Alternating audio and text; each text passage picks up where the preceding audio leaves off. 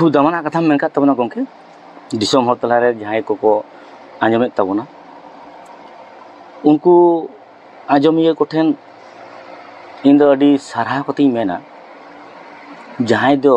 ᱢᱚᱱᱮ ᱡᱤᱣᱤ ᱮᱢ ᱠᱟᱛᱮ ᱮ ᱟᱸᱡᱚᱢᱮᱫᱟ ᱩᱱᱤᱭᱟᱜ ᱡᱤᱣᱤ ᱨᱮᱜᱮ ᱵᱷᱤᱡᱟᱹᱜᱼᱟ ᱟᱨ ᱡᱤᱣᱤ ᱨᱮ ᱵᱷᱤᱡᱟᱹᱣ ᱠᱟᱛᱮ ᱚᱱᱟ ᱨᱮᱥᱟᱜ ᱨᱟᱥᱟ ᱡᱟᱦᱟᱸᱭ ᱪᱮᱯᱮᱡ ᱫᱟᱲᱮᱭᱟᱜᱼᱟ ᱩᱱᱤᱜᱮ ᱚᱱᱟ ᱤᱫᱤ ᱠᱟᱛᱮ ᱮ ᱦᱟᱨᱟ ᱵᱩᱨᱩ ᱫᱟᱲᱮᱭᱟᱜᱼᱟ ᱠᱟᱡᱮ गुरु हर दो इᱧᱟᱹᱜ लेकाते दो इन दो गोटा गे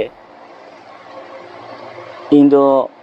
दिसोम रेन जाते आरो सानाम को नवा बोन कमी दाड़े उना रिया संदेश गेमेर कते गे इंदी आसुन कान अचुर काने दाड़ाव कदे रेडी सरहाव जहां कथा आनन लई किदा माने नवा कथा दो सचराचर जतो हर ठन बांग आनी मसे बाको रोड दिया जे नय थुती और पुथी जो हर को बड़ाया जे अबो तो थुतु तिगी हेज अगु कना ननखान मोहन जे पुथी थुती सावते पुथी लईते सरी जहां बांग को पढ़ाव दिए कदा उनको कुठन दो थुती रिगे मिना ननखान ओना को थुती पुथी रे हो मिना नो सेंद्रायम दो अड़ी मुश्किल गया और थुती और पुथी जुदी बाम मिलावा तबे खान दो ओना नागाम जहाटा एम कमी का मेंबा आम दो विशेष कायते कराम उरुगान दबना ना कराम रे आरहो ना रिलेटेड चेतना अबुरन सिदाय हपलाम को जहां को ले तहे कान ओना जे पुथी रे ऑल मिना थुती खन थुती रे हे कान ओना दो दामाना काना नितो जहां ऑलोक कान ओना दो बसे इन कान दामाना दो बांग काना अब नोडे बन नेल दाड़ेया नंबर जहां दो पुथी को ना थुती और पुथी जहां रोड कान नोडे एडी उतर पुथी को बन नेल काना और जहां को पुथी दो बाई दाड़ी का जहां आर किछु ओना को दो जेरॉक्स करते नोआ हटाव काटाय और ओनागी नितो नोआ कराम संगे तो जहां को जपड़ाव ओना को बोय को लई सदर लेखान आरहो चिदा से नोआ कराम दो निमित गुरु निमित लेका को लया और निमित टोठारे नंदो नोआ दो जेमन पुरुलिया का सात दिस सिकर दिसम आले सिकर दिसम आले तो सिकर दिसम नोंडेन गुरु आम मतो दो बनुआ आरहो मेना को आमा संगे ते आर मिटांग गुरु बांग पांते ते ठीक उनका लेका गे बाकुड़ा मेदिनीपुर इन कते नाते अबो उड़ीसा बन चलाव लेनखान से नाते अबो झारखंड जुदे बनवा झारखंड जपक कान गया इंते रहो झारखंड रे नवा दुमका से सिवड़ी जपा इन कते हानते मेदिनीपुर जतो जगारन गुरु भी जुदे जुदे आर से एकेन इनेस मुंग दो बांग भारत बारहे रे हो आबरन कराम गुरु मेना को गया जेलेका बांग्लादेश नेपाल भूटान नोआ करे मेना को मेनखान उनको को सावते हो ओकोटा कराम गुरु के बांग पंते आर ओना लगी तिगी आम जहां लकम तुमल लगा तबना नोआ चितान रो ना बड़ा कान दिन अब बुन गाव मरावा उड़े ओपा कराम मिनती ओका लगा तना तिहिन अब जहां बुन आंजोमेत कान से बुन रोपड़ कान नोआ तो खाना पहिला लेकाते ओका लेकारे नोआ कराम रे मने भिजियो दिते नोआ सेना केदा आर नितो कराम गुरु लेकाते गोटा को आसे नि कोना नोआ चितान रे अब जते बुन गलमराव कोना नोआ रे अदि आइमा हो कुली कुली को दो दाड़िया जे मिटन कराम गुरु संगे रोपड़ हुई कोना आर खंगरी सेते बाम चलावना सरिगी इतेन खोज कना आपे जतो कोठन चिदा से तिहिन दो अदि आजका लेका के हेज हुई कना अबुरन कराम गुरु भीमसेन हेम्ब्रम उनका बाई सप्लाव कान दबना ओनाते दारा कान दिन आपे को आस पुरो लगी कुरुमते अदि उसरा के ना सप्लाव कते के रजू हुई और उसन सबर एम कुरुमते अच्छा नोन जे कराम ना जहां को पुथी संगे जुपड़ाव में पुथी और पुथी जहां का कथा रो बता ओना पुथी को तो चित पुथी कना एकदम लई लेका बनखान नपाय खूब दामाना कथा मेन ᱠᱟᱫ ᱛᱟᱵᱚᱱᱟ ᱜᱚᱝᱠᱮ दिसोम हर तलारे जहां को आंजोमेत ताबोना उनको आंजोमिया कोठेन इन दो अड़ी सारहा कतेई मेना जहां दो मने जीवी एम कते आंजोमेदा उनिया जीवी रे भिजाआ और जीवी रे भिजाव कते उना रसा जहां चेपेज दाड़ेवा उनी गे उना इदी कते हारा बुरु दाड़ेया काजे गुरु हर दो इᱧ लेकाते दो इन दो गोटा गे इन दो दिसोम रेन जाते आरो सानाम को नवा बोन कमी दाड़े उना रिया संदेश गेमेर कते गे इंदी आसुन कान अचूर कानी दाड़ाव कदे उना दो गोनोंग से कौडी तीस के मारांग दो बन्यल कदा नित हो बन्यल दा आदो उना इदी कते जहां ओजे थुती और पुथी जहां बेन लई किदा खूब दामान कथा बेन लई किदा पुथी और थुती ताले थुती खोना पुथी थुती लहा से पुथी लहा बा पुथी खन दो थुती गे लहा ताले थुती लहा किदा थुती लहा काते थुती माय थुती के थुती इदी काते गे जहां ये पुथी दाड़े कना उनी दो मेंदा नवा दो थुती टोका चेत पुथी टोका ताले पुथी टोका पुथी दो ऑल दो जाते जुगे जुगे उना दो उनी गoj लेन खाय दो आदना ए हिड़िंग किदाय ओका जोखा मेन मेनते हिड़िंग किदा जुदी पुथी रे ऑल तेहेना ताले खाय दो उना दो ऑल और तॉल मिद तेहेना तो नवा इदी काते जहां इnye खोंदरन जहां टुंडंग टुंडंग तीन पंजाव कदा नुकिन गोंके की नवा किन अरदास किदा जे नवा को नेल सनाय लिए तो नवा दो खूब भागी खुशिया तकिना जे हे नवा को दो नेल आपे लगती कान तापे अबिना हो खूब भागी कथा तो नवा तालारे नासेना मीटिंग लई गत तबना जे इन दिन लई बड़ाय गिया आरो हो प्रोग्राम को इन लईया पांजाय में बुटे ओंडे के मिना तमा तुके तुपा मिना तमा बुके ताहले पांजाय में बुटे और पांजाय में तुके ना तुकर के मिना तमा सेबांग तुपा बुके ताले आमा बुके तुपा मेना बोन गोंके आमा बुके तुपा आकारे इन दो में लगी तो कना कथा तला दो जे बुटे तुके और बुके माने नवा पिया कथा रिया पिया मारांग दामान कथा मेना बुटे माने जतो रिया बुटे एकदम नोरना फेडात जहां उना दो कुमता बुटे ताले दारे बुटे उमुल बुटे आमा बुटे आबुआ बुटे कथा कथा रिया बुटे आर तुके दुई कना आबुआ बसत भूमि ओकारे बोन तहे कना ताले आलिया बुके तुपा दो ओकारे ओ जे न फेडात खुना फेडात रे चला ओंडे खन गे हिजु कना ताहले नोआ कराम बिनती रिया बुटे ओकारे तीस रिया बुटे ओकोय मेन दो बुटे नुए मेन केदा नुई गोंके जहाय मेन केदा नोआ गोंके तिने मेन केदा हनी चे मेनदा नोआ साथे मिटटेन उनकिना सो सेटेक काते उना दो चिलका भोर बोन घंटा कते गौतम बोन उडुंगा उनका गे घोर घंटा लेका नोआ दो घंटा कते इन जहां तिने गान गौतम उडुंगरी आई रिक्यू का तबना आर ना गौतम दो मी चमच कते जतोड़ी हटी रे आई कुरुमुटु करा तो ओने जे थुती और पुथी ताले थुती जहां थुती गे दिसे कदा उनी दो पुथी बाय दिसेदा होयतो उनी दो उना अलो पड़ा बांग कनाय किंतु अलो पड़ा गिदर को जहां उनको दो पुथी को नेलदा हाना लाइब्रेरी पुथी नेल कदा ई नया पुथी नेल कदा हे ओना को पुथी तिने को नेल कदा जखन इन टी को हे एकाना तखन इन लेगत को तिने गान पुथीम पढ़ाव कदा आम जहां पुथीम नेल कदा मासे लई में चिक पुथीम पढ़ाव कदा ओना को पुथी अडी गान गे इन ठी मिना जतो दो बांग अडी गान पुथी इन ठी मिना जहां पुथी गुरुत्व कदा जहां दो मारे पुथी नीता दो ओना खोय सेणा कते नवाय सेणायदा ओना खोय सेणा कते नई ओल कदा डॉक्टरेटो कनाय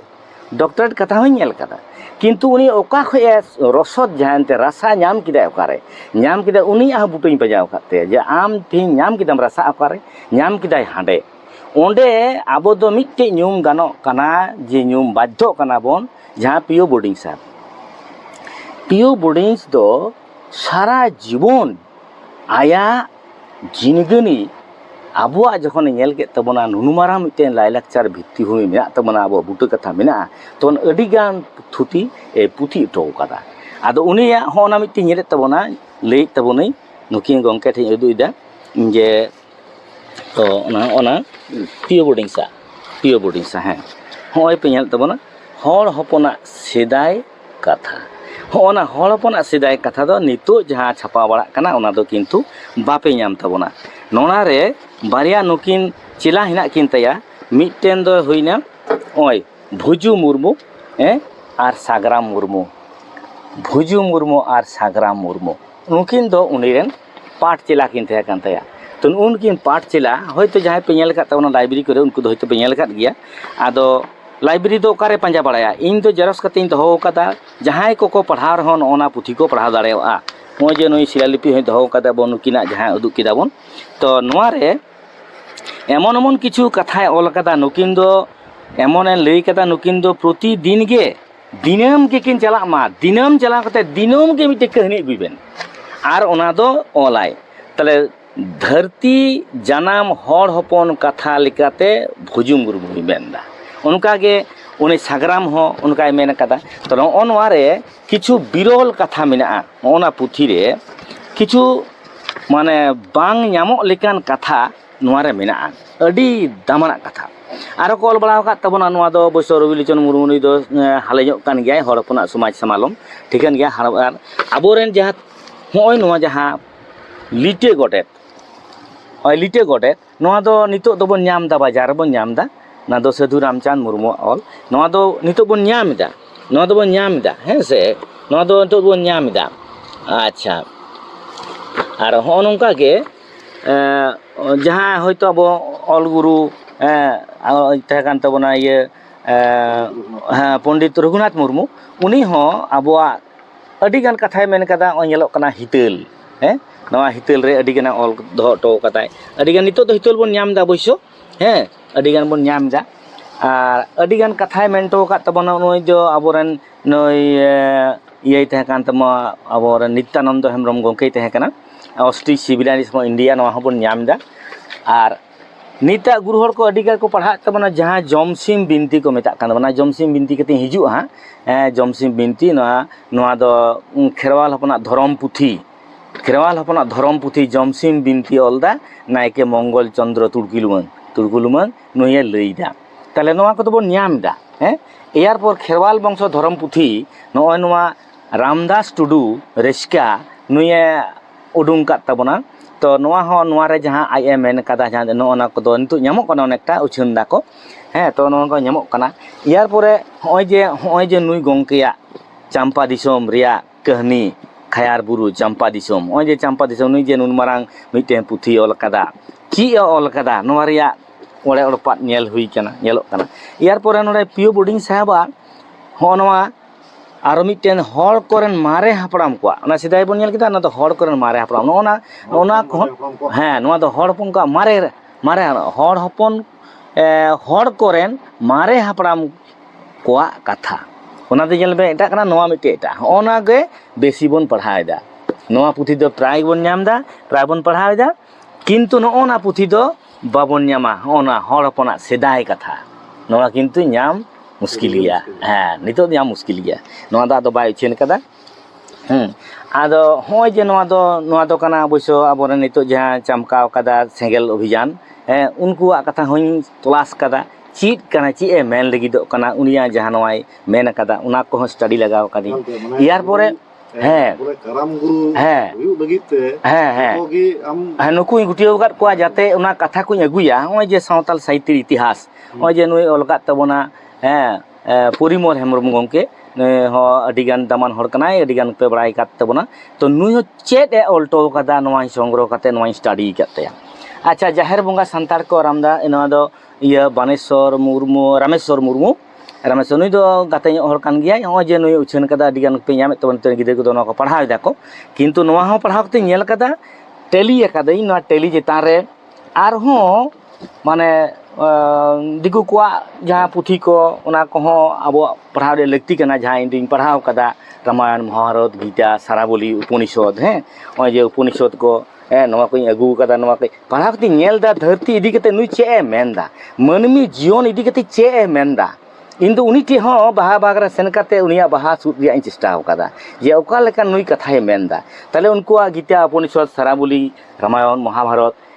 ब्रह्मांड टूटू पुथी मेना ब्रह्म वैवर्त पुराण और नाना पुराण स्टडी कदी जो उनको नोआ धरती इदी कते चेत को रोड़ कदा आबो जेहेतु बन रोड़ा धरती सिरजन रिया गारवा ताले जे जमसिम बिनती बन नेल किदा मंगल चंद्र गंके ऑल कदा मंगल नायके मंगल चंद्र सोरेन तो ओना